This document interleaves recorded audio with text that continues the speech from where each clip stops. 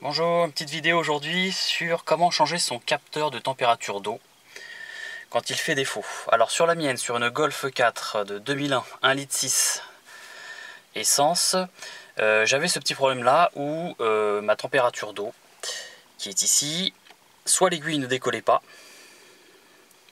soit j'arrivais à 90 degrés d'un coup et après l'aiguille revenait à zéro.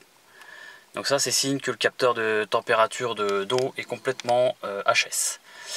Donc je vais vous montrer où la changer, pas comment la changer parce que je l'ai déjà fait, mais où elle se trouve et comment faire, puisque j'ai gardé l'ancien, je vais vous montrer comment on fait.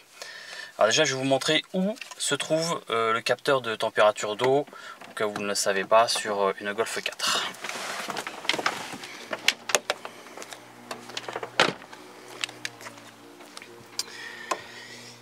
Alors, voilà. Là vous avez la cosse, qu'il faudra bien sûr défaire. C'est l'alimentation en fait. Donc je redézoome. Vous avez votre boîte de filtre à air. Hop. On y arrive. Je rezoome. Voilà, votre capteur est ici. Alors, comme vous allez le voir, ça c'est la fiche. Quand vous allez défaire votre capteur, prévoyez une bassine pour récupérer du liquide de refroidissement. Parce que, vu comme il est mis, tête en bas, lorsque vous allez l'enlever, vous allez perdre à peu près 1,5 à 2 litres de liquide de refroidissement. Donc moi je vous conseille de mettre une petite bassine. Alors maintenant je vais vous montrer comment est le capteur. Tac. Alors, le capteur, le voici. Donc moi il était vert, parce que souvent c'est par couleur, vert, noir, et j'ai 4 fiches. Voilà, bon bref, vous après à vous de voir combien vous en avez. Donc là vous avez le joint, il faudra bien penser à le récupérer quand vous aurez enlevé l'ancien, de ne pas le laisser coincer quand vous allez après mettre le neuf, sinon ça va vous faire 2 joints, c'est pas bon. Donc ce qu'il faudra faire, tout simplement, hop, ça ne veut pas tenir, vous allez avoir une bride en plastique, comme ça.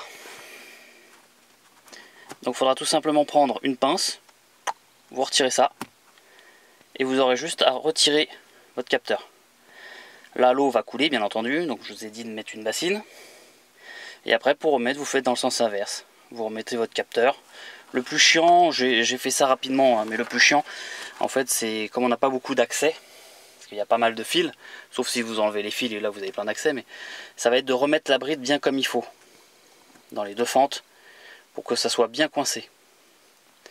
Voilà, c'est tout ce qu'il y a à faire. Et après vous remettez donc du liquide en fonction de ce que vous avez perdu, et puis vous refaites le plein s'il le faut. Voilà, donc c'était changement du capteur.